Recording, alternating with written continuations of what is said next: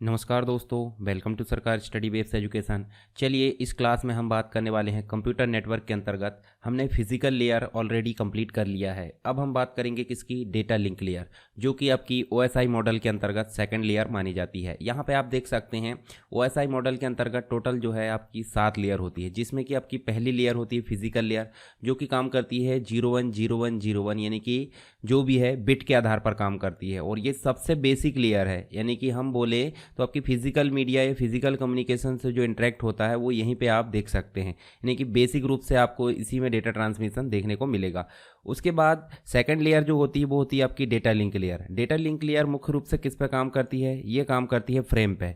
Frame होते क्या है, जैसे जो नेटवर्क है, शुरुआत से बात करते हैं। यहाँ देखिए एप्लीकेशन लेयर होती है, और application layer, presentation layer, session layer, मतलब एप्लीकेशन लेयर से सीधे यूज़र इंटरेक्ट करता है। जो भी डेटा फॉर्मेट होता है, जो भी सारी चीज़ होती है, फाइल वगैरह, वो यहीं पे देखने को मिल जाती है। यानी कि हम बात करिए 3 लेयर की, तो 3 लेयर काम करती है आपकी डेटा पे। किस पे काम करती है, डेटा पे। डेटा के बाद ये जो है कन्वर्ट होता है अलग अलग सेगमेंट पे। अलग अलग सेगमेंट पे ये कन्वर्ट होता है किस लेयर में, ट्रांसपोर्ट लेयर में। ट्रांसपोर्ट लेयर के द्वारा उसे कन्वर्ट किया जाता है किस में, पैकेट्स में। ठीक है, पैकेट्स या डेटाग्राम हम इसे बोल सकते हैं। उसके बाद डेटा लिंक लेयर में उन पैकेट को फिर छोटे छोटे फॉर्म में बांटा जाता है, जिसे हम बोलते हैं फ्रेम। और फ्रेम के बाद ये बदलता है बिट में, और बिट के बाद ये ट्रांसमिट होता है इस प्रकार, और अगला यानी रिसीवर पॉइंट में फिर से इसी प्रोसेस को डिकोड ये किया जाता है। यानी कि इधर से जब इधर प्रोसेस चलेगी तो इनकैप्सुलेट होता है, यानी कि उसको बंडल किया जाता है। प्रत्येक लेयर अपना एक हेडर लगाकर भेजती है, और बाकी जब फिजिकल मीडियम से, कम्युनिकेशन माध्यम से अगला रिसीवर पॉइंट पे जाता है तो उसे फिर से यानी कि डीकैप्सुलेट किया जाता, और फिर जाकर कहीं यूजर यानी कि सेंडर जो है रिसीवर को अपना डेटा भेज पाता है, और वो उसे रिसीव कर पाता है। तो ये सारी चीज़ें देखने को मिल जाती है। अब डेटा लिंक लेयर में और चीज़ें क्या मिलती है, डेटा लिंक लेयर जो है आपका नोड टू नोड डिलीवरी के लिए यहाँ पे जिम्मेदार होता है। नोड टू नोड डिलीवरी का मतलब क्या हो जाता है, नोड का मतलब एक पर्टिकुलर डिवाइस, ठीक है, एक पर्टिकुलर डिवाइस जिसका एक अपना एक मैक एड्रेस होता है। ठीक है, मैक एड्रेस मतलब एक फिजिकल डिवाइस का एक एड्रेस होता है, उसे मैक एड्रेस बोलते हैं। इसी के अलावा एक हम पढ़ेंगे लॉजिकल एड्रेस। क्या पढ़ेंगे, लॉजिकल एड्रेस। और लॉजिकल एड्रेस की अगर बात करें तो लॉजिकल एड्रेस जिसे हम बोल देते हैं आईपी एड्रेस, यानी कि इंटरनेट प्रोटोकॉल एड्रेस। ठीक है, तो ये पर्टिकुलर आपका इंटरनेट से जुड़ने वाली डिवाइस के रूप में देखने को मिल जाता है।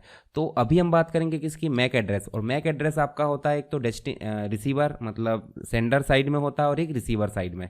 तो ये सोर्स मैक एड्रेस हो सकता है, ठीक है, जो भेजने वाला है, और एक होता है रिसीवर मैक एड्रेस, मतलब ये डेस्टिनेशन हम बोल सकते हैं। तो 2 प्रकार के मैक एड्रेस होते हैं। तो ये किसके द्वारा भेजा जा रहा है और किसको भेजा जा रहा है, ये दोनों को यहाँ पे निर्धारित करता है। तो नोड टू नोड डिलीवरी कौन मेंटेन करता है, data link layer.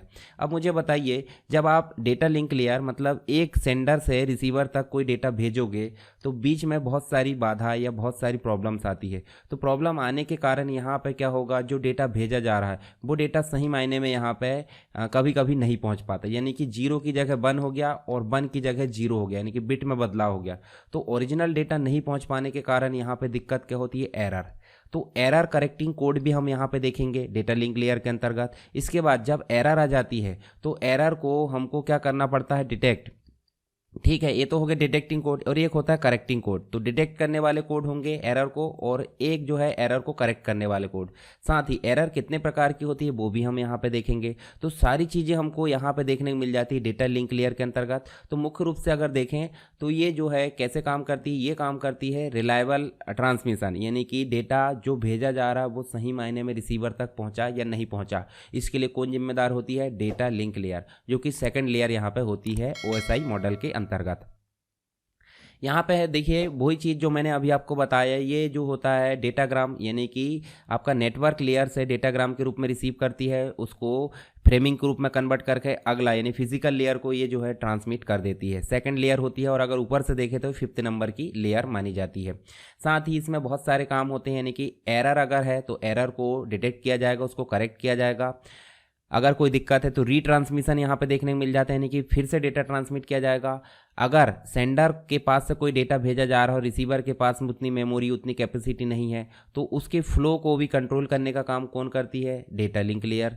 Random access यहाँ पे देखने को मिल जाता है। इसके कुछ प्रोटोकॉल होते हैं, जैसे कि ईथरनेट प्रोटोकॉल होता है, टोकन रिंग होता है, और एफडीडीआई होता है। साथ ही पीपीपी हम देख सकते हैं, इनके बारे में हम विस्तार से आगे बात करेंगे।